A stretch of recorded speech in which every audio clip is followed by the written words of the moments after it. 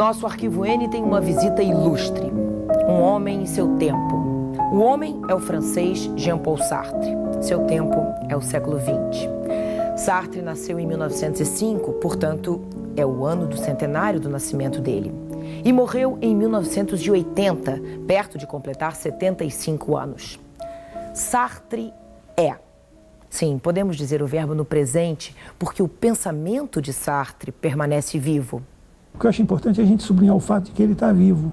Quer dizer, ele ainda é relido, ainda se fala dele, ainda se fala muito dele. Sinal de que as ideias dele, o exemplo dele, o engajamento dele, ainda tem repercussão, ainda tem a ver com as nossas preocupações atuais. Sartre usou e abusou da maior capacidade que o homem tem, a de pensar. E pensou incessantemente. Fez do existencialismo seu motor maior. Certa vez ele disse, o existencialismo é um humanismo. Mas o que é o existencialismo? C'est une chanson qui nous ressemble. Os existencialistas, e principalmente o Sartre, eles trouxeram a ideia de que, no caso do ser humano, essa relação entre a essência e a existência não funciona. Então, cada indivíduo é aquilo que ele singularmente se faz, né? Esse processo é que nós chamamos de existência, né? E é por isso que se diz que, nesse caso, a existência precede a essência. Porque nós primeiro existimos, né? E depois, então, vamos tentar livremente fazer alguma coisa com essa existência. Quer dizer, tentar atingir algum atributo, alguma essência, né? Mas tudo isso construído dentro desse processo, que é um processo dirigido pela liberdade de cada um. Sartre mesmo é, para mim, o campeão de uma luta contra o determinismo histórico, contra a ideia de que a história tem um sentido dado, um sentido objetivamente constituído, e a gente só realiza o que já está prescrito pelo próprio movimento interno da dinâmica, da lógica da história. O Sartre dizia, isso é um álibi para a irresponsabilidade. São pessoas que estão querendo inventar um sentido da história como sentido dado, e, na verdade, esse sentido é constituído por nós. Então, quando nós não queremos constituir um sentido novo, nós nos apoiamos no antigo e dizemos que ele é objetivamente dado, que ele não pode mudar. E o Sartre diz, isso é um álibi para a irresponsabilidade. Douce France, cher pays de mon enfance, bercé de tendre insouciance, je t'ai gardé dans mon cœur.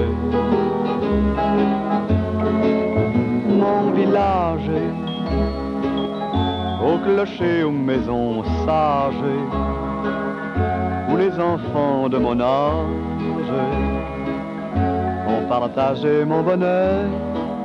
Jean-Paul Sartre, a figura mais iluminada do movimento, passava mais tempo nesses cafés do que na própria casa dele. E aqui no bairro de Saint-Germain-des-Prés, ainda há muitos traços da vida do morador ilustre. Por muitos anos, Sartre morou no alto daquele prédio, onde sofreu um atentado na época da militância comunista. E no ano do centenário de seu nascimento, Paris mostra que a memória de Sartre é mantida como preciosidade nacional.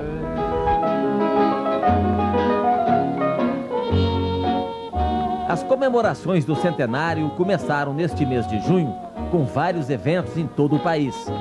O principal é uma exposição na Biblioteca Nacional da França, resultado de anos de pesquisa e busca de documentos sobre a vida e a obra do filósofo da liberdade. A exposição reúne 400 documentos originais, apresentados de forma cronológica para mostrar a evolução da obra e do método de criação de Sartre. Na primeira parte, o arquivo pessoal da família revela a sua infância solitária. Mas são poucas as fotografias desta fase em que a mãe teve dificuldades para criá-lo. O pai morreu quando Sartre tinha apenas 11 meses de idade. Os manuscritos de seus livros mais importantes são estrelas da exposição, principalmente os de sua primeira obra, recusada e desprezada pela editora. A obra fundamental, do ponto de vista filosófico, certamente é o Ser e o Nada. Porque no Ser e o Nada estão já formulados os conceitos que permanecerão ao longo de toda a sua obra, ainda que não exatamente da mesma maneira. Reformulados, talvez, modificados um pouco, mas ele nunca recusou nada do que ele fez nesse livro que está no princípio da sua carreira. Ele é um homem que não se conforma com a ideia de que você não traduz em ação o seu discurso. Se você diz alguma coisa, você tem que fazer a tradução prática daquilo que você está dizendo. Comme je l'ai écrit dans l'âge de raison, il y a une espèce de, mettons, de regret de ne pas être tel que j'aurais pu m'y engager. Je pensais que certaines personnes, plus engagées et plus costaudes, mettons, plus habiles au maniement des armes, ben, leur devoir qu'ils sentaient comme tel était là-bas. Et moi, non. Alors j'ai essayé d'expliquer ça dans Matthieu d'ailleurs.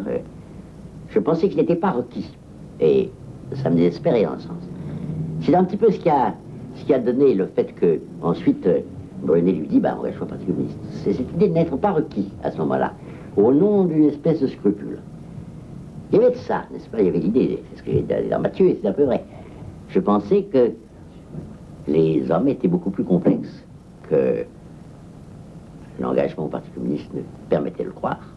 Et je voulais garder cette complexité avec l'idée qu'un jour viendrait peut-être où je m'engagerais. S'il y avait une vieille idée de mon enfance, qui était qu'un écrivain, ça s'occupe d'écrire jusqu'à 50 ans. Puis à 50 ans, on fait J'accuse Zola, ou on va au Tchad, comme Gide. Enfin, on fait et on revient et on dit la colonisation est pourrie. Bref, selon moi, il y avait un moment politique que l'on d'ailleurs on remplissait sévèrement pendant 2 ans ou 3 ans, puis après on faisait des petites affaires. On écrivait des romans, des poèmes, mais après il y avait l'engagement politique qui devait être dans la vie de l'écrivain.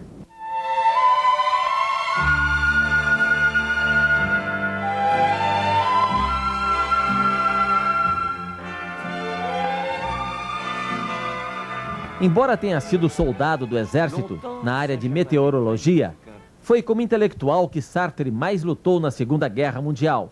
Ele chegou a ser preso por 2 anos nos campos de concentração nazistas e participou do movimento de resistência contra a ocupação da França pelas forças alemãs.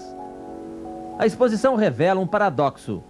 Os momentos dramáticos da ocupação nazista de Paris foram férteis em criação intelectual, como o próprio Sartre admitia.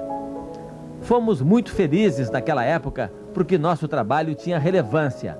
A missão era encontrar a palavra certa para que tivesse o efeito de uma bomba contra o inimigo, disse Sartre numa entrevista. As fotografias e os documentários da época mostram como eram as redações e as gráficas clandestinas onde Sartre e os seus amigos conspiravam para a insurreição de Paris, sem abrir mão das festas e dos prazeres da vida. A resistência ao nazismo marcou o início da militância de Sartre, que depois do fim da guerra virou um ativista político, colaborador do Partido Comunista Francês. Nesta fase voltou a ser preso por distribuir na rua panfletos de sua autoria de apoio à Revolução Chinesa de Mao Tse-tung. Quando o Partido Comunista Francês teve que absorver o totalitarismo na época do Stalin, o Sartre já não aceitou mais essa doutrina. E nem por isso deixou de defender a causa proletária e as causas históricas, né? Ele foi à União Soviética, esteve lá, dialogou, discutiu, criticou. Ele nunca pertenceu ao Partido Comunista, não. Manteve a independência até o final. Ele fez campanha contra a política colonialista de seu próprio país e por isso sofreu um atentado à bomba em sua casa. Os protestos contra a ocupação da Hungria e da Tchecoslováquia pela União Soviética o levaria a romper com as autoridades russas e com o Partido Comunista Francês. Mas ele nunca abandonaria a militância de esquerda. Eu conheci Sartre quando procurei em 48 em Paris para que ele assinasse um documento protestando contra a perseguição a Pablo Neruda no Chile naquela ocasião. E desde esse momento que ele assinou imediatamente, desde esse momento nos tornamos amigos e tive a honra e a alegria de poder tratar e de privar da amizade deste grande homem. Sartre visitou praticamente o Brasil todo, né? De São Paulo até Manaus, né? E numa permanência bastante longa. Ele achou belíssimo 2 coisas no Brasil, como beleza arquitetônica: a velha cidade da Bahia e Arquitetura de Oscar Niemeyer, em Brasília. Eu o vi algumas vezes, inclusive aqui no Rio. Quando ele veio fazer a conferência no ISEB, eu estava na segunda fila. Cheguei cedinho para ver de perto. Eu fiquei emocionado, porque ele tem uma carga mítica, né? Estar diante de um mito é sempre uma sensação estranha. E ele falava muito bem, com muita naturalidade, muito espontaneamente. O discurso fluía. Isso também me impressionou muito. Ele falou muito sobre Cuba. Naquele tempo ele estava entusiasmado com Fidel. Depois se decepcionou também. Ele é o testemunho, dá testemunho de uma realidade difícil de ser avaliada, que é a realidade das contradições do século XX. Ele participa dessas contradições.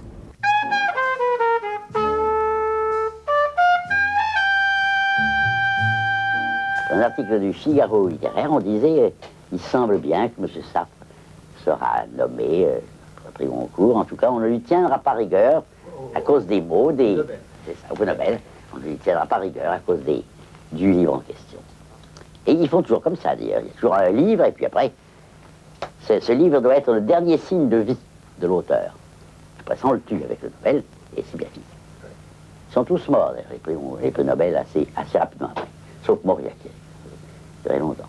Et moi, je pense que je vis encore parce que j'ai refusé.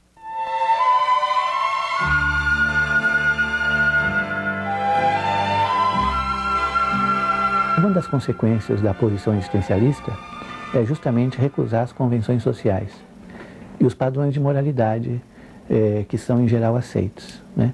Entre os quais o casamento, por exemplo, né? No entanto, eles tiveram uma união muito mais estável do que muitos casamentos convencionalmente constituídos. Oh, ben c'est très simple. On s'est rencontrés à la Sorbonne. Nous préparions tous les deux l'agrégation. Il avait été par bonheur pour moi recalé l'année précédente, parce que ça je n'aurais pas connu.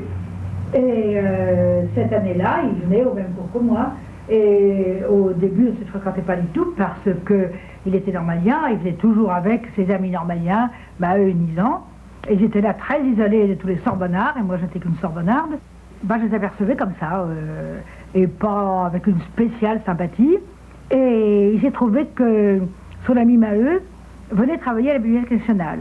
Et que là, il s'est pris de sympathie pour moi, et que nous causions, nous allions déjeuner ensemble. Alors on déjeunait, on causait, et on discutait, il me parlait de Sartre. Et puis un beau jour, il a dit que Sartre, finalement, voulait faire ma connaissance.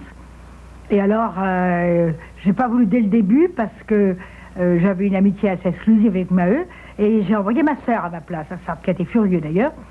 Et puis bon, on a passé la grecque, on a passé l'écrit, et à ce moment-là, Maheu m'a proposé de venir travailler l'oral chez Sartre. Et moi, je devais leur parler soi-disant de Leibniz, parce que j'avais fait un diplôme assez fouillé sur Leibniz. Et puis en vérité, c'était surtout Sartre qui travaillait, parce qu'il était d'une très grande générosité intellectuelle. Et il nous parlait surtout de Rousseau et des contrats sociaux. Alors on a commencé à se voir comme ça pendant presque un mois. C'était Nizan, Sartre et moi qui nous retrouvions surtout ensemble. Et puis bon, alors on allait se promener, on allait jouer au billard japonais, on faisait... Et puis très vite, il y a eu une sympathie très grande entre Sartre et moi. Et bon, alors nous nous sommes vus pendant les jours qui nous séparaient de l'agrégation, que nous avons passé ensemble. Il a été premier, j'étais seconde. Et puis ensuite, il a décidé de venir me voir en Limousin. Vous dites aussi, c'était la première fois de ma vie que je me sentais intellectuellement dominée par quelqu'un, en parlant de Sartre. Oui, parce que d'abord, il était un peu plus âgé, ce qui compte beaucoup dans cet âge-là. Ensuite, il avait fait l'école normale, ce qui donne une culture bien plus profonde que d'avoir passé du cours désir simplement à la Sorbonne. Et puis, il était terriblement obstiné dans ses théories, dans sa pensée. Il pensait vraiment toute la journée. Alors que moi, je pensais beaucoup, mais quand même pas toute la journée. Alors à ce moment-là, quand nous avions des discussions, il est évident qu'il était très en avance sur moi, et que, enfin très en avance, peut-être pas très en avance, mais en avance, et que c'était lui, généralement, à qui je devais donner raison dans les discussions. Il avait aussi une culture beaucoup plus profonde, beaucoup plus étendue. Ça vous fascinait qu'il ait une culture plus étendue que vous? Surtout qu'il soit plus intelligent que moi, plus apte, disons, à user de son intelligence. Bien sûr, ça me fascinait. Et puis en même temps, sa vitalité, c'est pas simplement intelligence, parce que j'avais connu des garçons intelligents, mais en même temps, il était plus intelligent que tous les autres, d'une part, et puis il avait une vitalité, une générosité, une chaleur, une drôlerie, enfin quelque chose qu'a fait quelqu'un, à mes yeux du moins, de très fascinant.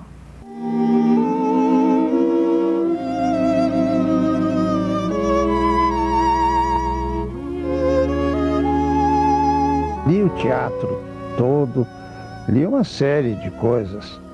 E uma coisa que foi publicada era um roteiro de cinema que ele fez, Les Jeux sont faits. Quer dizer, a aposta fechada não tem volta e não pode mudar, né? E esse livro é um roteiro de cinema e o livro não foi reeditado, não está nas obras dele publicadas posteriormente. É um livro, aliás, bem interessante, não vejo nenhuma razão para não ter sido reeditado, mas isso pode ser o capricho dele próprio, achando que era uma coisa superficial demais para ele, porque é pura ficção, mas bem feita. O livro, a história é de uma pessoa que morre e consegue voltar à Terra por 24 horas ou não sei quanto, e se não conseguisse convencer uma pessoa do que ele estava querendo, acabava a concessão e ele tinha que voltar para o céu.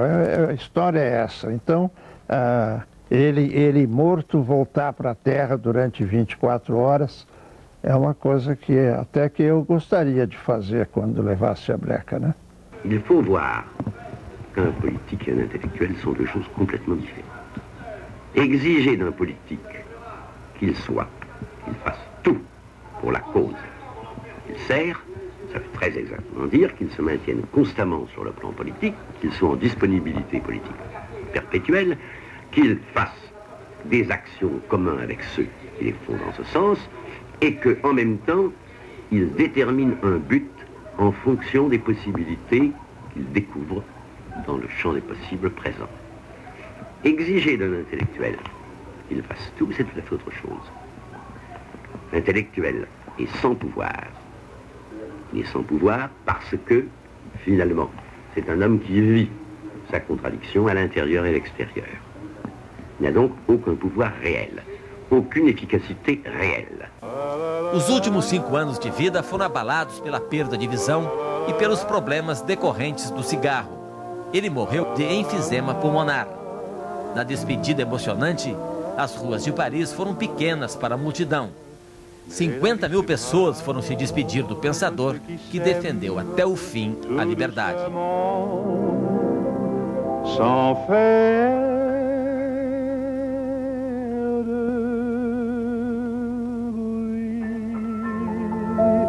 et la mer efface sur le sable les pas des amants désunis.